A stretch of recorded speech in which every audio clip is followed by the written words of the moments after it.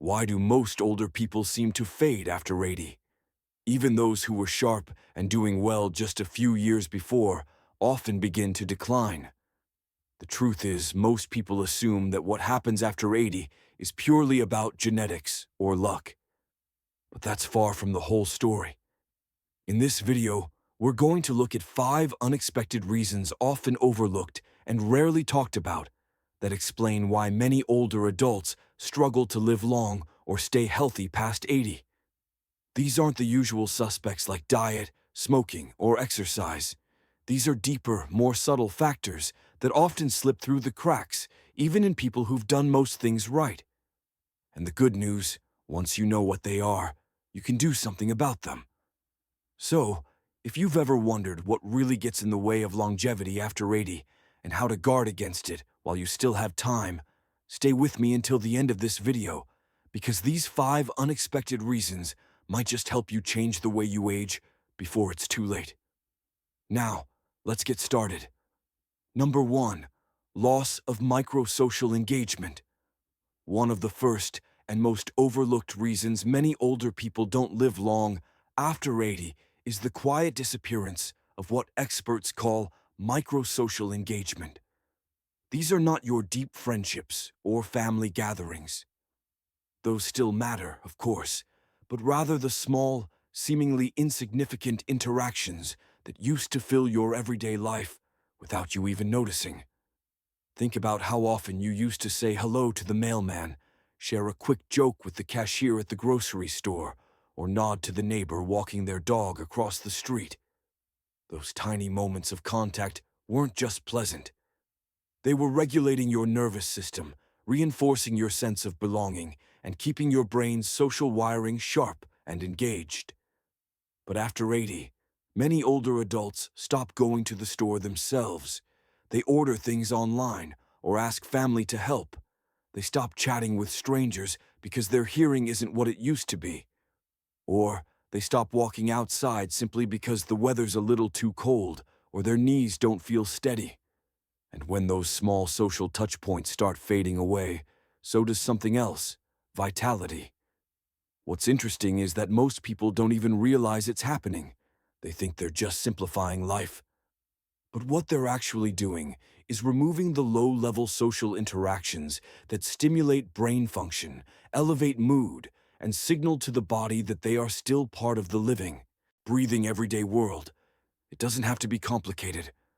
I've known men in their 80s who stayed sharp simply because they walked to the same coffee shop each morning, said hello to the same staff, and nodded to the same 3 people on the corner.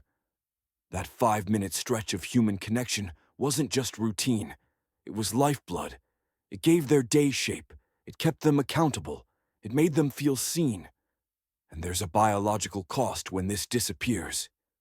The brain responds to loneliness, both the deep kind and the subtle kind, as a stressor. It changes hormone levels, raises inflammation, and weakens immunity. But most importantly, it begins to shrink the networks in the brain that are responsible for memory, attention, and emotional regulation. In plain terms, it makes you feel older, faster. So, if you found yourself not talking as much to people during the day, or if you've simply stopped going out for small errands, stopped initiating casual conversations, or started feeling invisible in your community, it's time to reverse that. Because those moments of connection, even the ones that seem forgettable, are quietly telling your brain and your body you still matter. You're still part of something. And that message is one of the most powerful medicines for staying alive, not just in years, but in spirit. Number 2, overcautious inactivity. Another silent reason many people don't make it far past 80 is something that on the surface seems like wisdom being careful. But there's a fine line between being careful and becoming overly cautious. And once that line is crossed, the consequences are rarely immediate, but always cumulative. It often begins with good intentions. Maybe you slipped on the stairs once, or nearly lost your balance on the sidewalk, so you decide to cut back on walking outside. You stop bending to reach low shelves or climbing into the back seat of the car. You sit down more, and you stay sitting longer. People around you applaud your caution. Don't push it, they say. Take it easy. And before you realize it, you've created a life that's safe but still. But here's what no one talks about. When movement stops, so does strength. And not just in your legs or arms, but in your coordination, your balance, your inner stability. Your body isn't like a machine that rests to stay efficient. It's more like a garden that needs tending. And when activity slows to a trickle, things don't just stay the same. They weaken. One of the first places it shows is the core. Most people don't realize how important those deep trunk muscles are for everything. Standing, walking, lifting, even getting out of a chair. If those muscles go unused, even for a few weeks, they shrink. And when they shrink, your balance suffers. You start to wobble and the cycle deepens. I knew a man named Walter, 82, who stopped going on his evening walks after he slipped once on a rainy day. No broken bones, just a scare. But that scare was enough. He went from walking a mile every evening to sitting and watching television most nights. Within 6 months, he lost 10 lbs of muscle. His legs felt like jelly. His doctor warned him, but the damage had already started. Walter didn't stop because he was weak. He became weak because he stopped. Now, I'm not suggesting you ignore real risk. There are smart ways to protect yourself. Using handrails, wearing stable shoes, clearing walkways, even using a cane if it helps. But there's a difference between managing risk and surrendering to it. When fear dictates your movements, the body starts to forget how to move at all. So if you've noticed you're doing less, not because you physically can't, but because you're afraid of what might happen, pay attention to that. Ask yourself, am I protecting myself, or am I slowly disappearing? Because staying alive after 80 isn't just about not falling. It's about continuing to move, even if you have to do it more, carefully, more slowly, more deliberately. Movement is how the body remembers that it's still needed. It's how your systems stay online, how your brain stays alert, and how your heart keeps pumping with purpose. And if you're still watching this video and finding these insights valuable, please comment number 2 below to let me know you're here. And if you haven't subscribed yet, I recommend you subscribe and turn on the bell so you don't miss any videos. Your support helps us continue creating good content to inform and inspire you. Now let's move forward. Number 3, disrupted sleep cycles from irregular light exposure. There's a silent clock inside your body that doesn't tick, but it governs almost everything. Your mood, your metabolism, your immune system, even how your brain repairs itself at night. And after age 80, this internal clock, your circadian rhythm, becomes especially sensitive. One of the biggest reasons it goes off track, not enough light during the day and too much light at night. You might not notice it at first. Maybe you've started sleeping a little more during the day, nodding off in the afternoon sun. Or maybe you've stopped going outside regularly, especially in the colder months. You might turn on the TV in the evening, or leave the lights on until late while reading or watching a movie. Each of these changes might seem harmless, but together they quietly confuse the body about when it's supposed to be alert and when it's supposed to rest. The body relies on natural light to stay in rhythm. Bright morning light tells your brain it's time to wake up, to get moving, to send energy where it's needed. And darkness at night signals the release of melatonin, that gentle hormone that prepares you for deep, healing sleep. But when your eyes don't receive enough of that natural daytime light, or when your evenings are filled with artificial brightness from screens or lamps, your internal signals get scrambled. The result, you might find it harder to fall asleep or harder to stay asleep.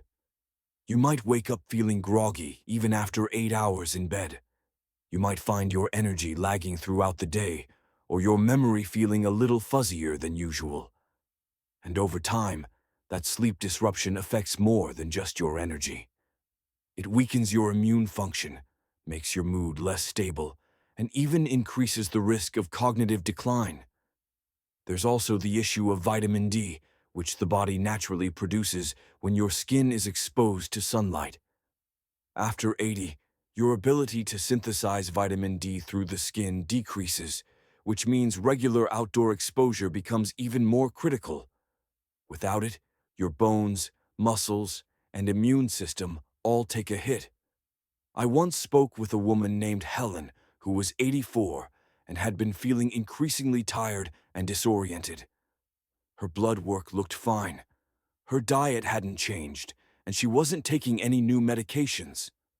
The turning point, her doctor simply recommended she spend 20 minutes every morning sitting by the window with her blinds wide open and to turn off her screens 1 hour before bed. Within 2 weeks, her sleep improved. So did her memory. So did her mood. It wasn't a new pill. It was light. So if you've been spending most of your time indoors with the curtains drawn, or if your evenings are filled with blue light from a phone or TV, it's time to shift. Try to get outside within an hour of waking up, even if it's just for a few minutes on your porch.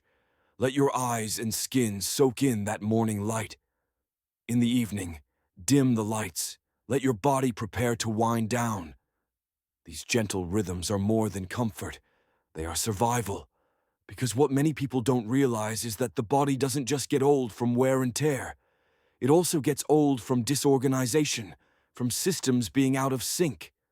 And restoring your light cues, your sleep schedule, your daily rhythms. That's how you bring that organization back. That's how you tell your body, even at 85 years old, we're still on schedule, we're still in motion, we're still here. Number 4, emotional suppression from loss and isolation. By the time many people reach their 80s, they've carried more loss than most younger folks can imagine. A spouse, a sibling, a lifelong friend, sometimes even a child.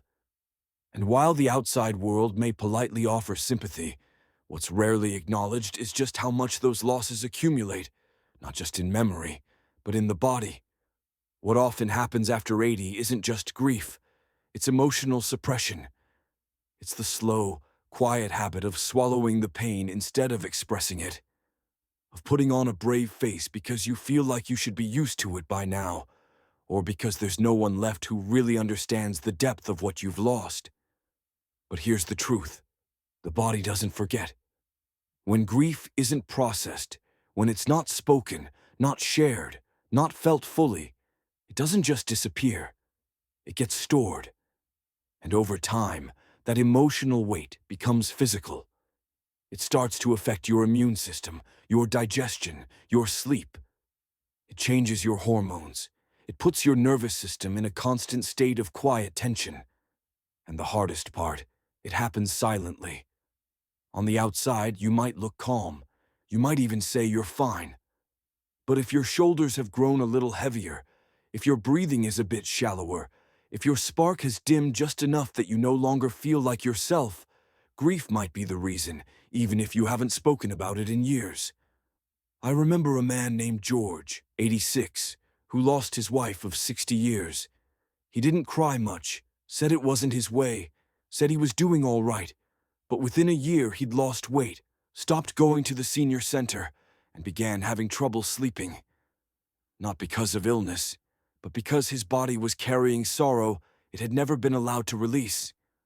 You see, emotional pain doesn't need to be dramatic to be damaging. And by the time it shows up in your health, the connection isn't always obvious. What keeps people alive well past 80 often isn't just physical strength, it's emotional ventilation. It's having safe, open outlets for sadness, for fear, for longing. It's being able to say, I miss her, or I'm still angry, or I feel alone, and not being judged for it. That kind of release is what lets the heart breathe again. And when the heart can breathe, the body can heal. That's why people who live long tend to have some kind of outlet. Maybe it's a trusted friend. Maybe it's a journal. Maybe it's faith, or a community group, or even a therapist who helps them unpack the stories they've carried for decades. Whatever the form, the principle is the same. What gets expressed can be transformed. What gets buried furs. So, if you've been holding something in, not because you want to, but because you didn't know where to put it, it's time to make space, not just for the sake of your emotions, but for your life. Because the truth is, the heart can only carry so much before it starts to quietly shut down. And if you want to make it well past 80, not just breathing, but alive, you have to let it feel too. If you're still watching this video and finding these insights valuable, please comment number 4 below to let me know you're here. And if you haven't subscribed yet, I recommend you subscribe and turn on the bell so you don't miss any videos. Your support helps us continue creating good content to inform and inspire you. Now let's move forward. Number 5, gradual loss of daily purpose. One of the most invisible reasons many people don't thrive past 80 is the slow erosion of something we often take for granted until it's gone. Daily purpose. Not life purpose in some grand philosophical way, but the simple kind. The kind that makes you get out of bed in the morning with something to do, somewhere to go, someone to see. Purpose doesn't have to be dramatic. It can be watering the plants before the sun gets too hot.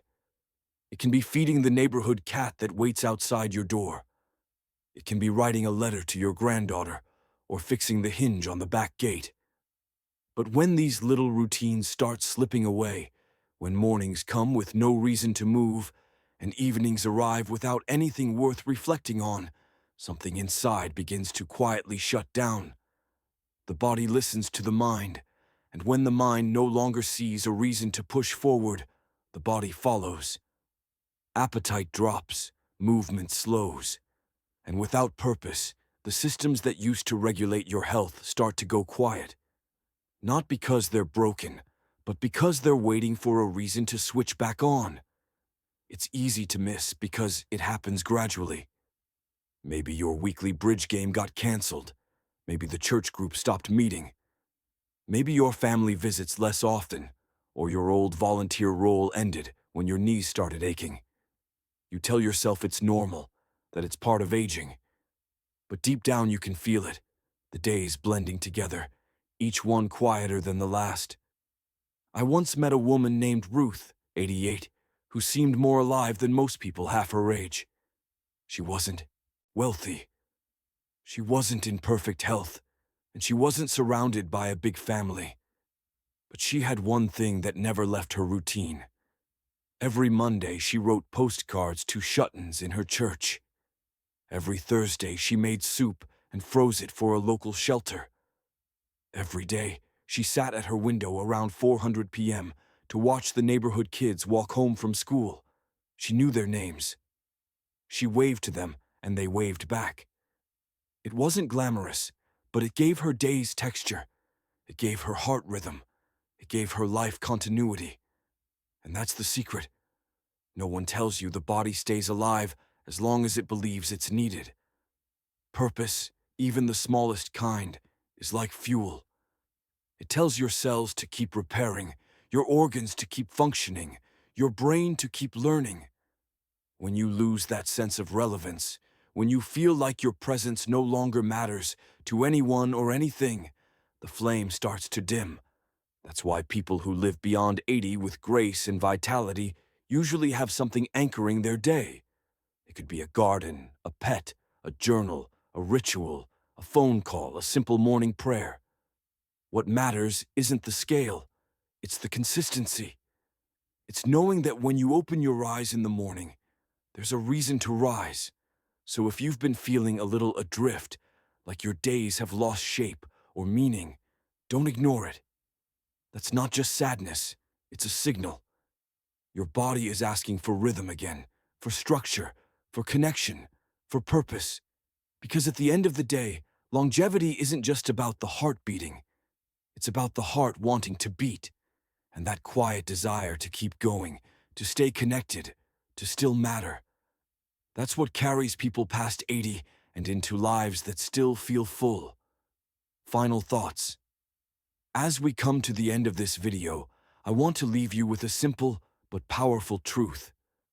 Most people don't fade after 80 because of a single moment. It's not a diagnosis, or a fall, or a birthday that suddenly turns everything. It's the slow, quiet fading of habits, rhythms, and reasons to stay engaged. And often those changes are so subtle, so gradual, that you don't realize what's happening until something inside feels dimmer than it used to. But the good news is this: just as these shifts happen slowly, they can also be reversed slowly. One walk outside, one extra conversation with someone at the store, one small stretch in the morning, one thing you do today, not because you have to, but because it brings structure, connection, or meaning. That's how you begin turning things around. So, think back to the 5 unexpected reasons we covered. Which one surprised you the most? Which one felt uncomfortably familiar? And more importantly, which one are you willing to act on, even in a small way, starting today? Because the truth is, you have more power than you think. Not to stop aging, but to change the way you age. And if you're willing to stay awake to the quiet shifts, if you're willing to guard your rhythms, protect your purpose, and let yourself feel what needs to be felt, then there's a good chance you won't just reach 80. You'll live beyond it fully and deeply on your terms. Thank you for joining us today. We'd love to hear from you. Leave a comment below and share one thing you learned today and how you plan to use it in your life. Your thoughts are important to us, so don't hesitate to share them. Reading your comments gives us great motivation and encouragement. If you enjoyed this video and found it helpful, please like, subscribe, and share. Your support helps us continue creating good content to inform and inspire you.